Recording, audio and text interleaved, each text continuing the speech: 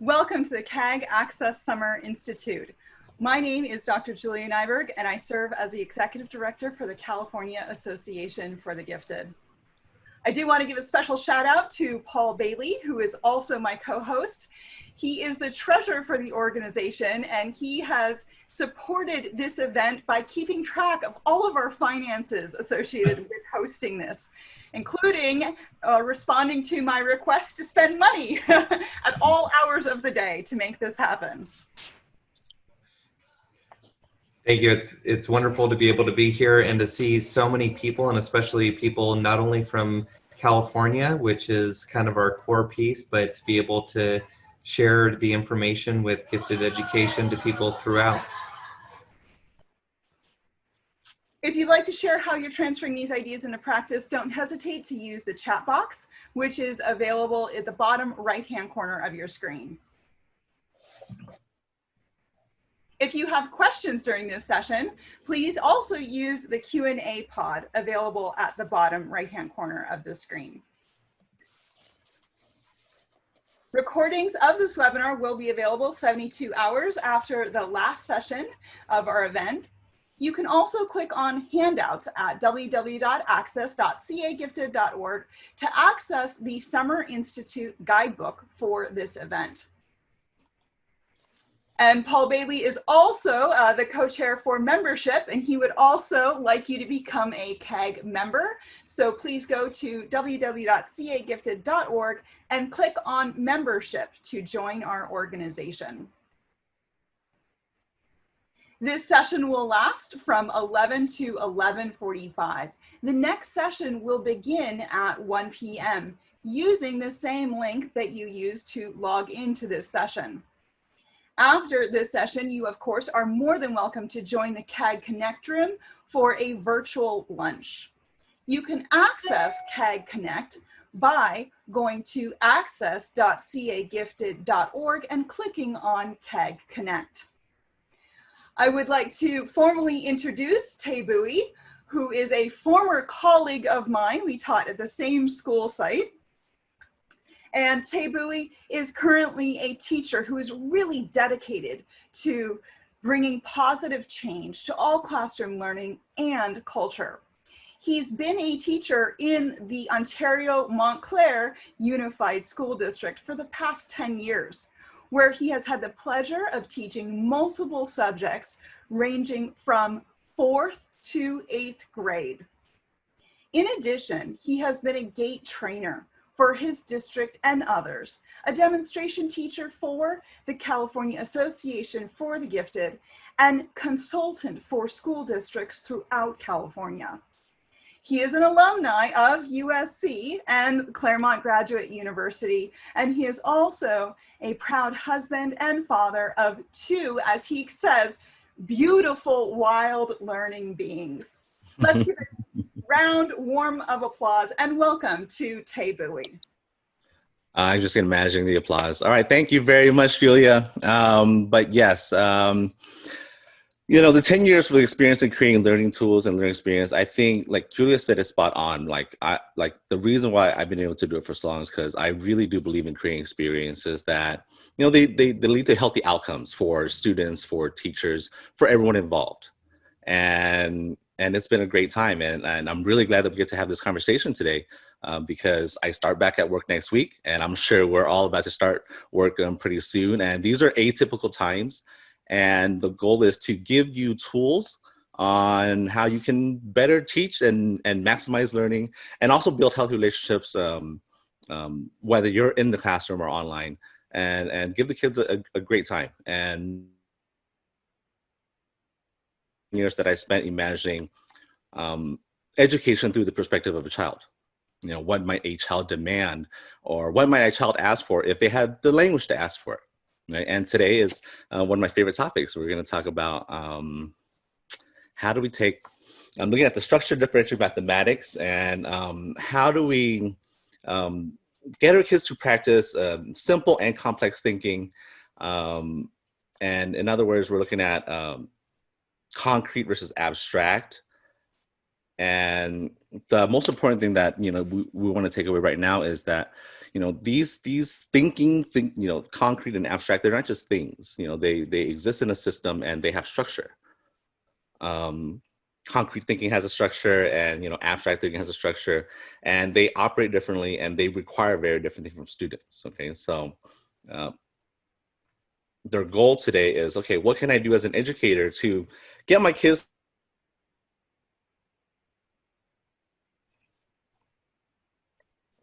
So I think right now, let's take a look at concrete thinking, and let's kind of define it for the sake of this presentation. Concrete thinking is literal thinking that is focused on the physical world. If you have children, I have children, this is something that's very natural that they all go through. They see an object in front of them, and when it's gone, they usually don't think about it. This is what makes peekaboo so much fun, right? Like, kids naturally respond to their physical environment, and then they take a lot of cues and understanding from that. So if you look in a math class, what is physical and what is tangible for them? You might hear things like, hey, textbooks are tangible, like my math problems in here, my worksheets, report cards, those are very tangible things. But what happens is, like, without even trying, we create really interesting behaviors in children. And that is, like, in concrete, absolutes are very important. It's either yes or no. So right or wrong, is very powerful, being first or last, being good or bad. And you're operating a math class where the majority of your interactions with students is really determining whether they're right or wrong. You're going to have certain outcomes with that. And that is, have you guys ever wondered why when a student raises their hand and they give an answer, another child might respond and say something like, hey, you stole my answer? I've always been very curious. I taught math for many years, and it happens a lot. They stole my answer. I'm like, wait, like, where did you get this idea that they stole your answer? What have you been doing? What have you been experiencing that led you to this moment where somebody sharing their answer meant that they stole something from you? How did they acquire that? Well, maybe it's because in math class, if the only interaction you're getting is, hey, I got the answer, I got it first, I did it faster than everyone else, hey, good job. At that point, you don't really have to say, anything about being second place or anything about being slower. The kids are going to make that connection themselves. Wow, I was not first. That means I didn't. And if you think about concrete thinking, just like peekaboo, if it's not there, they don't think about it. You keep teaching, math in this certain way, guess what? They're not going to think about math unless they have to. They're going to not really think about math unless you take all these concrete examples. And I can't tell you, here's a fun math problem. Like, how many kids right now are earning honor roll because they don't want to lose a cell phone? Or they don't want to, they're trying to avoid some consequences. How many of them are learning math because, hey, math is beautiful, this is something I want to do? Or is math achievement tied into something very tangible, privileges?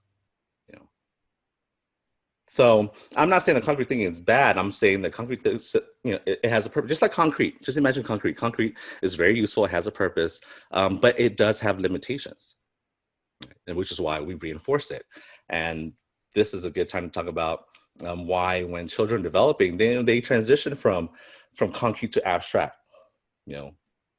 And our role as stewards of their learning is, how do I help them make this transition? Abstract thinking, it is the ability to think about objects, principles, and ideas that are not physically present. Abstract thinking makes it possible for people to exercise creativity.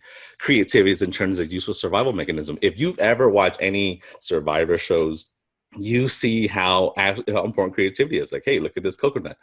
If I break it in half, hey, I have a bowl. I can, have a container. I can use it as a tool to dig. And it allows you to develop tools and new ideas to improve quality of life. Well, if you look into I have one book plug today, and that is Gifted and Talented Children in the Regular Classroom. If you are interested in creativity and you're interested in abstract thinking and problem solving, this book by E. Paul Torrance and Dorothy A. Sisk, hold it one more time, is absolutely essential. It's Gifted and Talented Children in the Regular Classroom. There's a lot of implication in that title saying that, hey, we're looking at gifted and talented children, atypical children. How are we going to reach out to them in a regular classroom? Well, we're at a very interesting time where there are going to be in atypical classrooms. So wouldn't it be very interesting if we can take what we know about teaching kids about, abstract thinking, creativity, and apply to what we're doing right now, because it's relevant more than ever.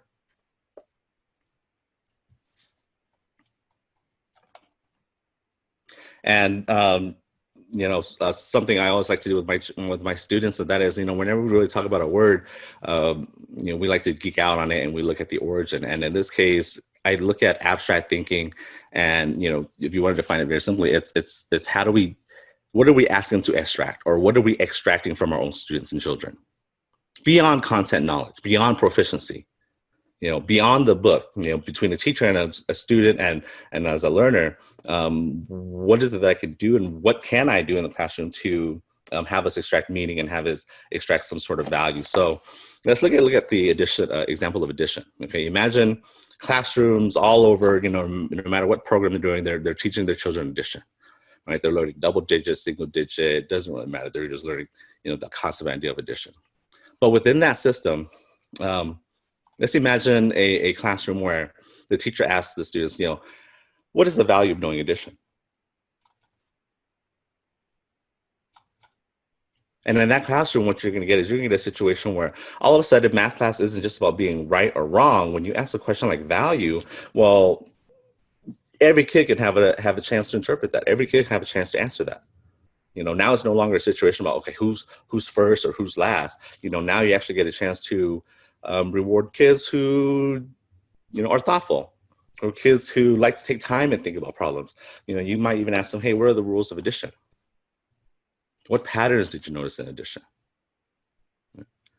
By just changing up the kind of questions you ask, you're going to open it up to students to have a lot more ideas and more abilities to make meaning and more abilities to make connections to what they're learning.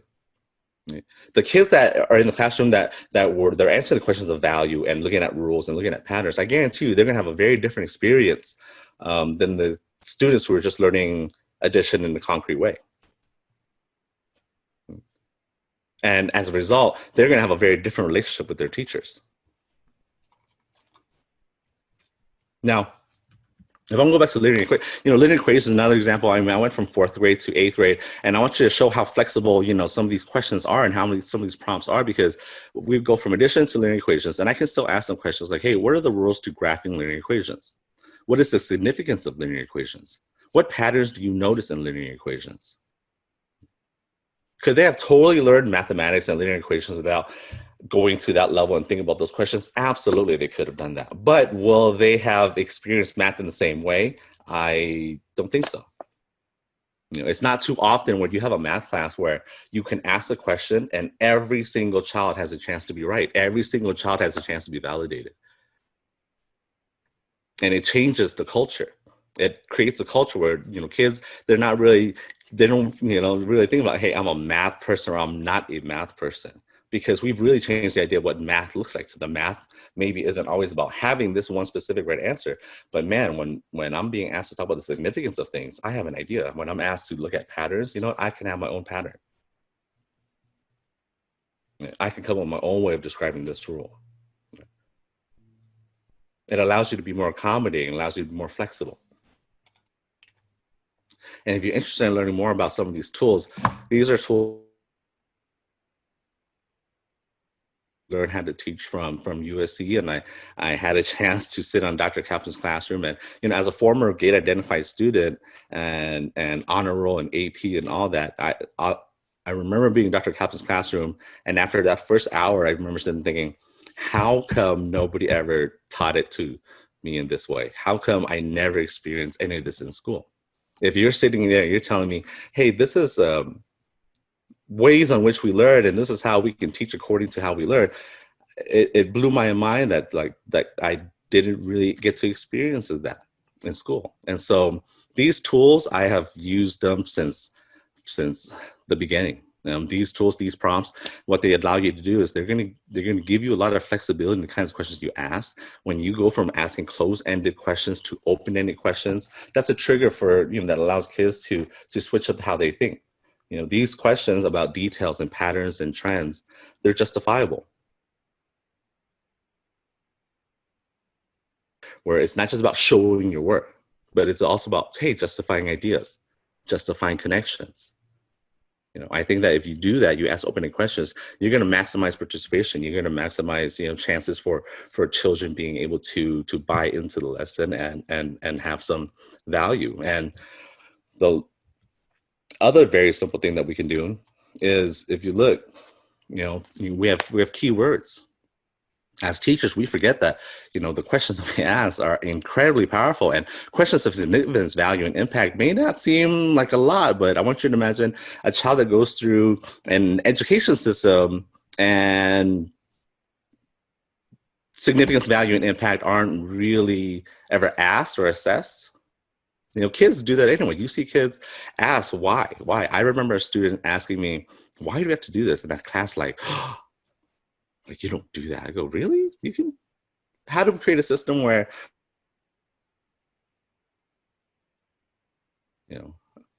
as opposed to a proposal? Hey, why are we doing this? You know what? Let me help you find some significance. Let me help you find some value. Let's talk about impact. Right? And I think if you open up the conversation and you change the kind of conversation that you're going to have in math, you're going to, well, that was odd. You're going to have a very different relationship with your students. Okay. So that's kind of the first part. So at this part, as a teacher kind of going back, and as myself, I don't know what's going on. Give me a second.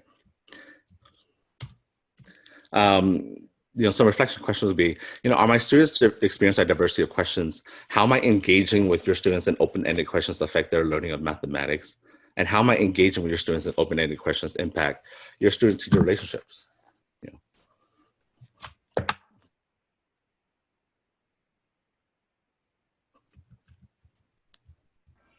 If you continue to have issues, I can pull up your deck for you and show it from here. Just let me know.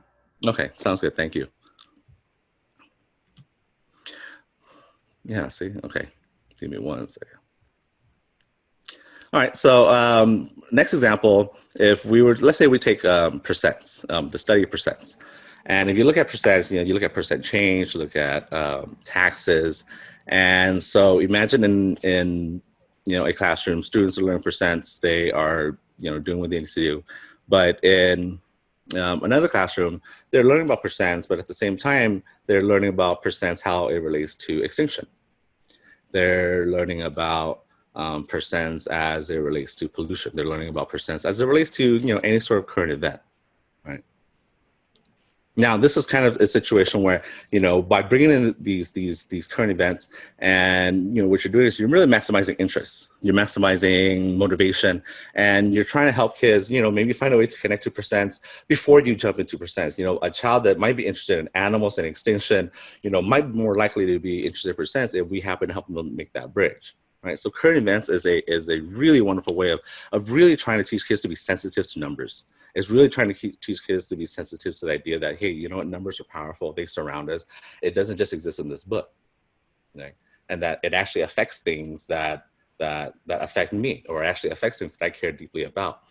And another one of my favorite ways to engage students in abstract thinking is really looking at, okay, what ideas am I teaching my students beyond math concepts? Like, for example, let's say they're learning percents, but in another classroom, this teacher says, you know what, let's take percents, but let's think about how percents relates to power and how power exists in many forms. And just for a second, start to imagine how those two early ideas and assumptions about what they want to do is going to have major impacts over time, because a teacher that's going to teach percents looking at power, they might say, as we study percents, let's try to see how percentages can be a form of power. When we make that connection, well, we're opening up to a lot of potential. We're opening up to a lot of potential for connections.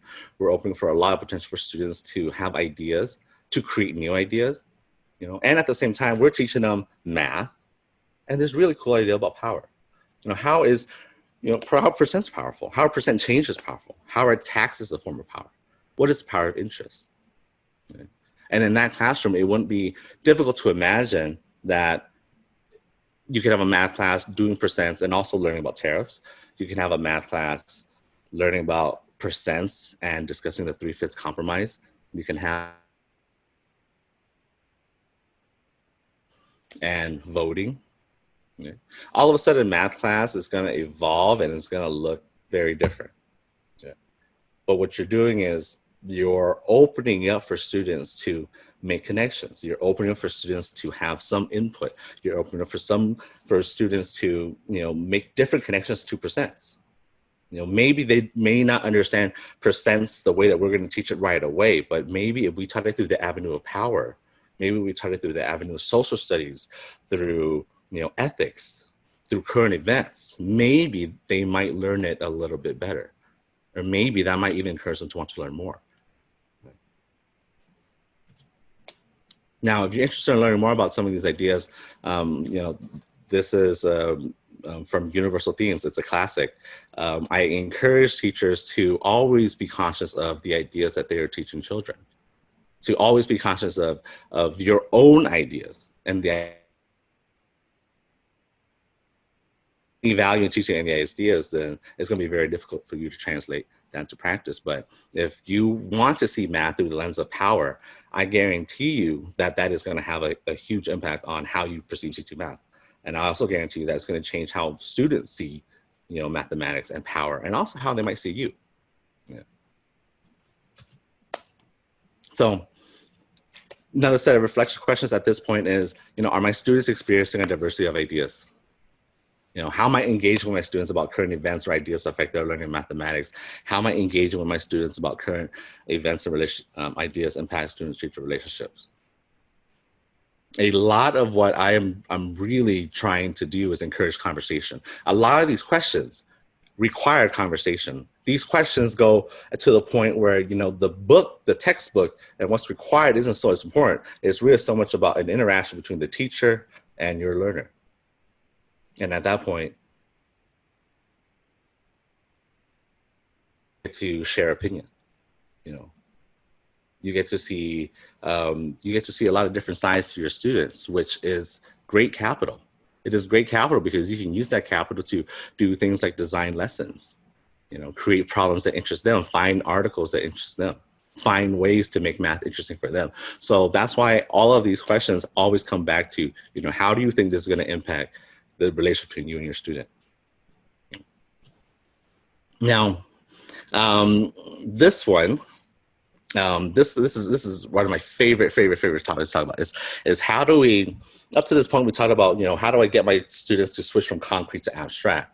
Right. Now, remember, I want you, if you know anything about concrete, concrete is very strong for a specific purpose. I mean, it does very well under compression, but it's terrible under tension. You pull it apart, it crumbles, which is why concrete is, usually always reinforced.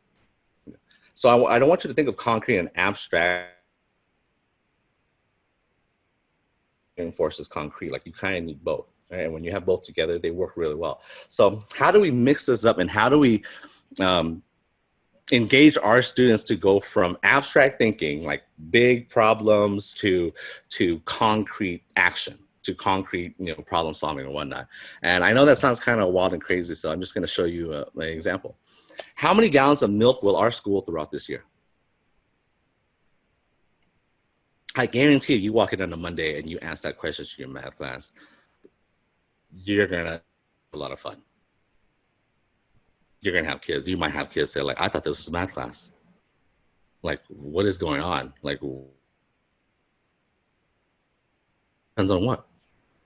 So what we're seeing here is, this is a math class where I am starting out 100% with the abstraction. I am starting out with the problem. And the reaction and the questions, the kids, like, you're always gonna have a kid that's gonna say, well, that depends. And that's what you really want. You're gonna wait till they say, that depends, then you're gonna say, well, it depends on what? Tell me.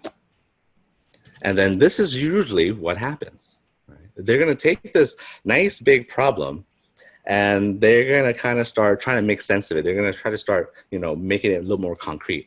Do you mean the entire school? Can we do a survey? How many days are in a school year? How many students drink milk? How large are the trash bins? Can we ask Mr. Eddie for help? Do we count field trips? How much milk is in our carton? Can we ask Mr. Eddie for help? Like, they love Mr. Eddie. I thought this was math class. Are we going to have to ask everyone? Right. If you have ever watched Dan Myers or heard of Dan Myers, he does this really well.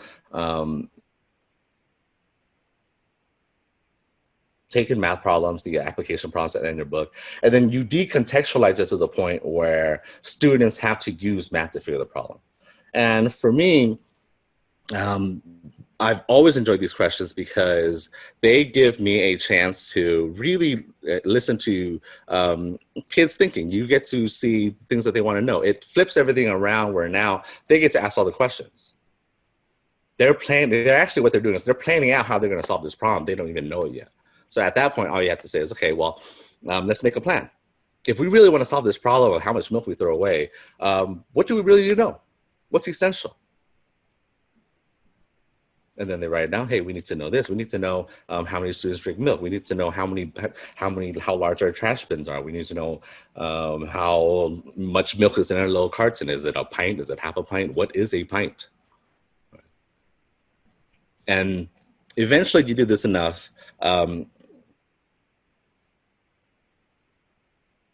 looking at, how confident are you in your students' abilities to solve complex problems?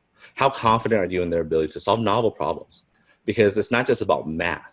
It's about the kind of problem solvers they're going to be in the future. Are they going to be the type of people who, when they face a challenge, they're just going to break? Because they've never faced this challenge before. They've never planned for this problem before. And that's where concrete thinking kind of has its limitations. With concrete thinking, if you haven't really solved it, you haven't really done it, I don't really know how to cope with the unknown, the new. But sometimes in life, I would say a lot of times in life, problems don't always wait, for you to be ready for them to present themselves. Problems, your dishwasher doesn't wait, till you're ready to fix it for it to break on you. Problems in life, they happen, and then it really comes down to, okay, what do I need to do? How do I solve this problem? How do I go about, do I need to call for help? Can I just pay? Abstract to concrete all the time. Chance to experience that in the classroom. A chance to, hey, here's a problem, and let's figure this out together. And what you're going to get is you're going to get students who do math. And for me that year, the purpose of doing this was really looking at communication. I wanted my students to learn math, but also learn how to communicate very well. And I remember the last question I asked that year was, how much time have you spent laughing in class? And as an individual, this is from one of my former students. This is Malone. I'll never forget. He super great kid. As an individual, I rarely laugh outside of your class, so it's probably appropriate to take the average of all the kids. Most kids laugh at least 4 times per class periods. After all, we're all jokesters around here. Some of us laughs are mere giggle, and some are for a minute at a time. So let's find the average. For me personally, I remember only one time recently that I laughed for longer than 15 seconds in class. And it was actually during lunch in your class when we all had the 8th grade party. So it's safe to assume it's about 10 seconds on average of laughing. With a total of 40 seconds of laughing per class, per period, per day, us kids are certainly laughing it up. So there's 5 periods, if you count elective. We laugh for about 3 minutes and 20 seconds per day. Since most kids are here about 175 days out of the year, I've had perfect attendance both years, not to brag. That's 5.83.333333275 minutes of laughter. If you divide for hours, we laugh for 9.72222222125 a year. If you multiply for hours, minutes, and seconds, we have a total laughing time of 9 hours, 43 minutes, and 20 seconds per year. If we multiply all of that by 2, we have a total of 19 hours, 26 minutes, and 40 seconds of laughter in total. So between 7th and 8th grade, we've all spent about 19 and a half hours laughing. In summary, we're practically a comedy club. Now, for me, that's like, I want you guys to think about, yes, they're in math class, but what else can math class be for them? Are my students experiencing a diversity of learning experiences? Our reactions to them, which are reactions to how they act, their reactions to their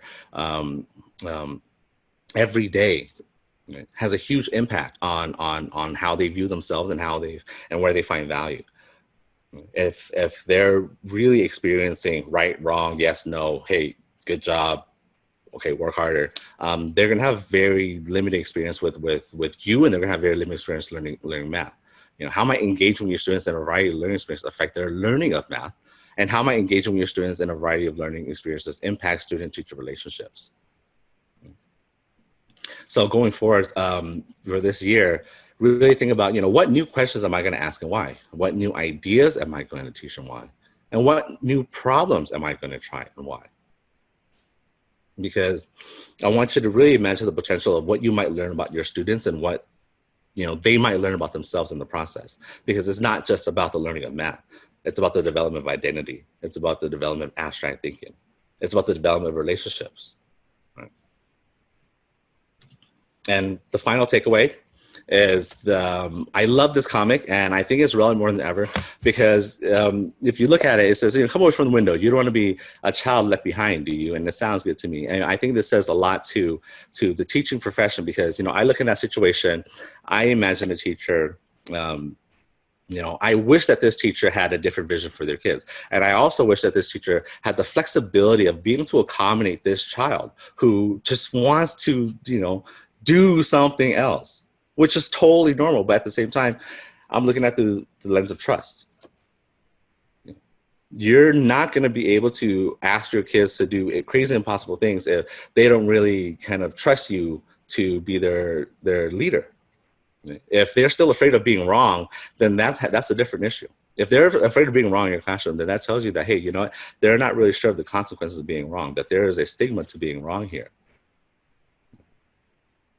So when I imagine, you know, just imagine your best teacher, the best teacher you've ever had. I guarantee you that teacher believed in you and made you believe in yourself. I guarantee you that the teacher was flexible. They had a play for every player. They were finding a way to make you feel valued. And I guarantee you that you trusted them. You felt safe around them. You felt safe to be wrong. You felt safe to share your opinion and ideas. Right? And I guarantee you that that teacher made some accommodations for you. And really, that's what I'm looking for. I'm looking for, you know, an ideal future where teachers, we have the tools and the vision and the flexibility to be just a little bit more accommodating to our students, accommodating to their needs, their interests, how they learn, and yeah, just, you know, have a great time. Right. I want to thank you guys for our host, Dr. Julia. We have some great attendee questions. One of them is, do you have a good website or resource that we can find these types of abstract questions? You know what? This is the best place you're going to find it is at home and right here. Just think home economics, because this is the thing about abstraction. When you're doing abstract, you're really looking at, okay, this is a moment where it's just me and this student. Right. So when I'm looking for a resource, my answer to you is, you know, your students are going to be that resource, you know, but you don't lose with whole economics. Like I sit around, it's like, you know, how many gallons of fluids did you guys spill? How many bottles of plastic do you guys go through? You know, a lot of these questions are like, they don't seem mathematical, but I have kids who's like, are you sure this is a math problem? You know, my response is, I'd be very surprised if you solved this without mathematics. But the whole, you know, when I talk about relationships, another thing I want to bring up is, you know, I used to have students all the time like, hey, Mr. Bui, is this right? Is this right? Is this right? Is this right? And I, you know, you taught math, you've experienced that, I'm sure. How I broke that behavior was I just said yes all the time. Every child that came up to me, I just said yes. And then they take their test and they get it wrong. Like, you told me that it was right. I'm like, you trusted someone who you thought was an expert, right? But at the end of the day, who got it wrong? Right? I trusted you to check your work, you know? So always remember, like, you know, you got to trust yourself. Yeah. If they were not convinced that they were correct, that's what I tell them. If you were not convinced that you were correct, somebody totally wrong could have convinced you otherwise. So, you know, don't leave your chair until you are 100%, because I don't want their ego to depend on my approval. Right? You think about gifted education, ego is so important. I'm the fast one. I'm the best, like, you know, but it's important for us to teach them to develop healthy egos, to let them know that, hey, that is not all. Like, there is much more to you. Like in math class, it's not always about being first, because if you're not first, that doesn't automatically make you last, right? But they acquire a lot of these negative kind of, they acquire a lot of these negative habits, you know, with very little action from us. That's what we have to realize. We have to do very little for them to pick it up. You know, some kid gets the answer first and they stole my answer. That tells you right there that we're doing something like toxic by not really doing it. Okay. And so imagine the amazing things that you might do if we put our efforts into really cool things like, hey, I'm gonna teach you, let's try some really wild problems. that no one knows the answer to, like that we're only going to know the answer to, you know? Like, let's really learn about some new ideas. I know we're going to learn about percentages, but you know what? Percentages are pretty powerful. And then at the, you know, let's really talk about, you know, why do you think that like that's a pattern in addition? Why? That's interesting. Like that you would say that addition is valuable. I've had a kindergarten tell me, you know, why is addition valuable? Like, well, you need addition to make sure things are fair. Well, wow. You're 5 and, you know, they're very concerned about fair, and for them to make connection, addition is about like fairness. That's pretty cool. You know, I'm gonna try to work with that. And I think that's what I'm really trying to say. I'm really trying to give you tools that's going to help create different conversations. And through having these different conversations, you're going to have a different relationship with your kids. That's going to allow you to do different things. The resource here is looking at, like, it's us. It's you and me, and the questions that I'm going to ask you, the problems that we're going to solve together, and the things that we're going to learn together about each other and ourselves. It's not just, okay, you know, you are this proficient, you are this advanced. You know, we can't play that game because that game doesn't really make sense to them. If you really want to play the game of are we ahead or whatever, look internationally. You know, like our best and our best and our best, you know, would probably, you know, have a tough time in other countries. So that's why I think like it's so arbitrary. And especially at this point, you know, like I said, like we're living in atypical times. So if we're like, so typical methods and typical instruction is not going to cut it. If you've been fighting change, like, you know, the change is happening for you. Right? But what's amazing about CAG is that it's relevance. Like, you know, all this discussion that we've had about how do we reach the needs of our, you know, our learners and our individual kids, and how, you know, like how are we going to do that from home? What happens when, you know, the major, like they're not forced, you know, to look at you anymore? What happens when they're not forced to stare at, you know, like they literally have potential opening as many windows as they want? What are we going to offer as an educator, as a teacher, as a leader that's going to make them want to tune into us? That brings up another attendee question, which is, what are the top 3 things you're going to do to launch this school year in a virtual environment? Oh, I'm so excited. So I'm going to start this year we're looking at change, and you know, right now I'm teaching language arts, and we're looking how change can be positive and negative, and how for the 21st century, we're going to have to really think about how we're going to communicate and make friends. So we're going to, like my first day is, you know, guys, you know, class community is important. We're going to become zine pals. You know, we're going to play on pen pals, but we're going to make little zines. The kids are going to be interviewing each other. I love StoryCorps. StoryCorps.com is how I'm actually going to teach my kids to interview and have conversation with each other, because yeah, you know, we're not going to be able to have recess together. We're not going to be able to, you know, see each other walking around periods. However, you know, you are going to have a computer. You are going to have Zoom, you are going to have email. So I really think of it as, yeah, that, you know, this one door is closed, but man, we have a lot of cool windows.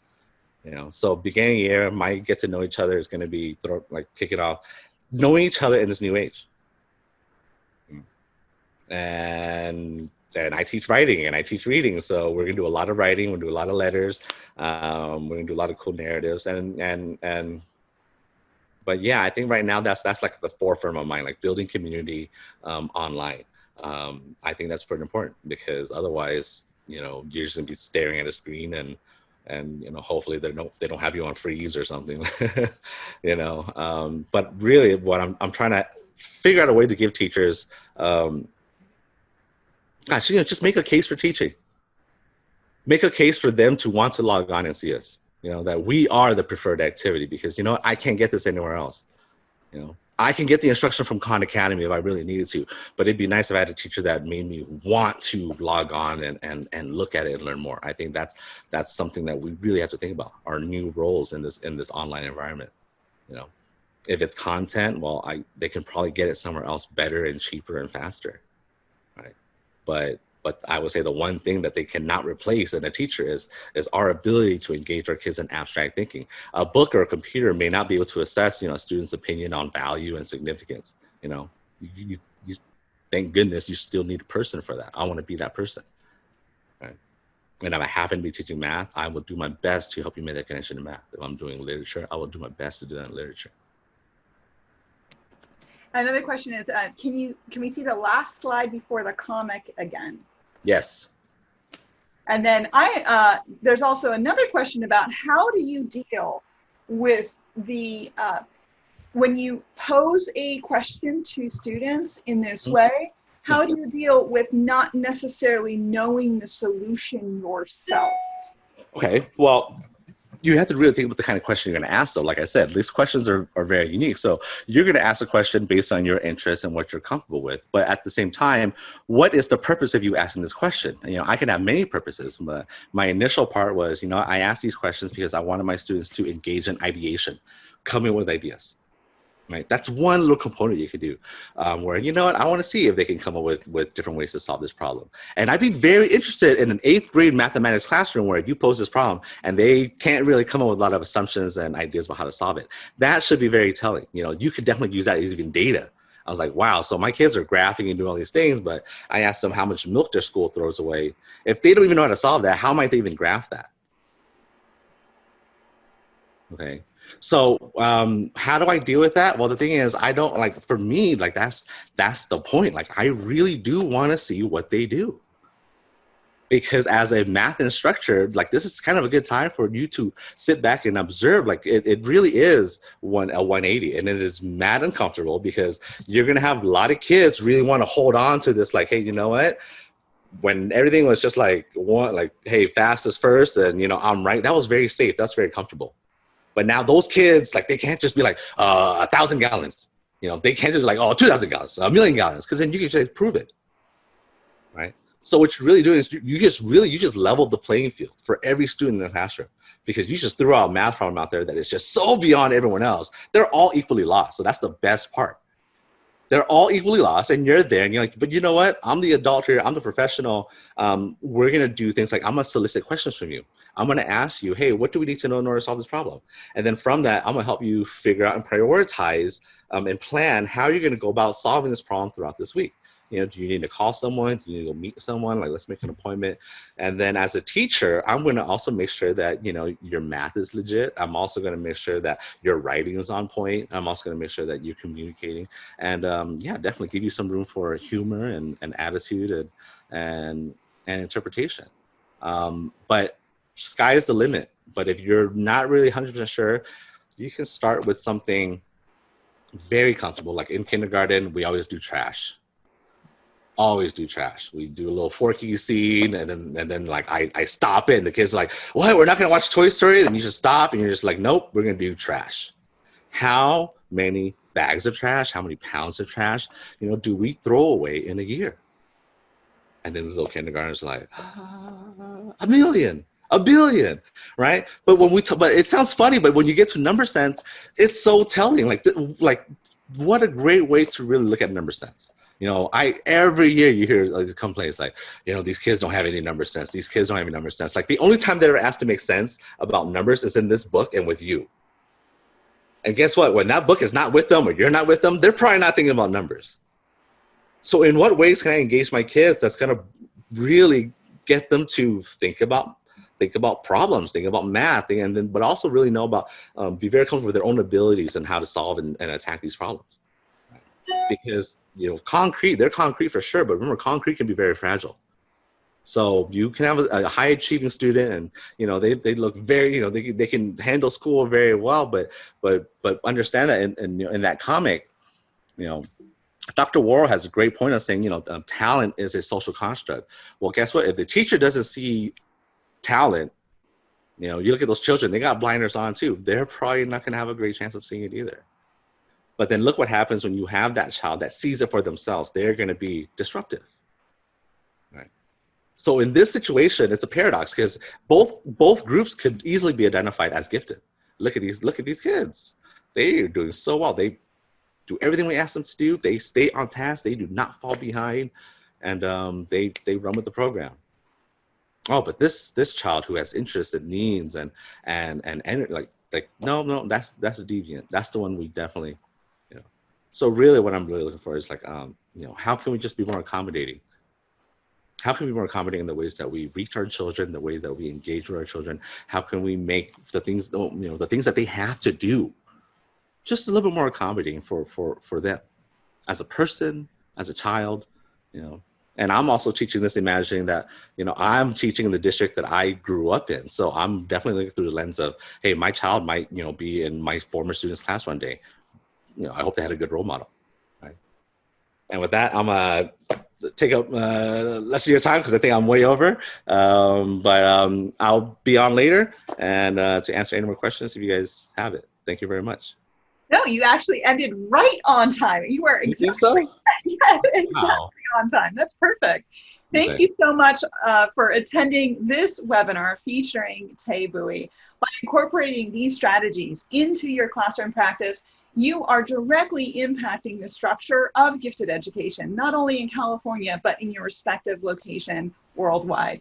Your certificate of completion will be sent to you 72 hours after the last session occurs. And the next session will begin at 1 p.m. using the same link that you used to log into this session. Next, you're welcome to join us in the CAD Connect room for a virtual lunch, and you can access the CAD Connect by going to the access.cagifted.org and clicking on CAD Connect. Thank you all so much for being here. We really, really appreciate it.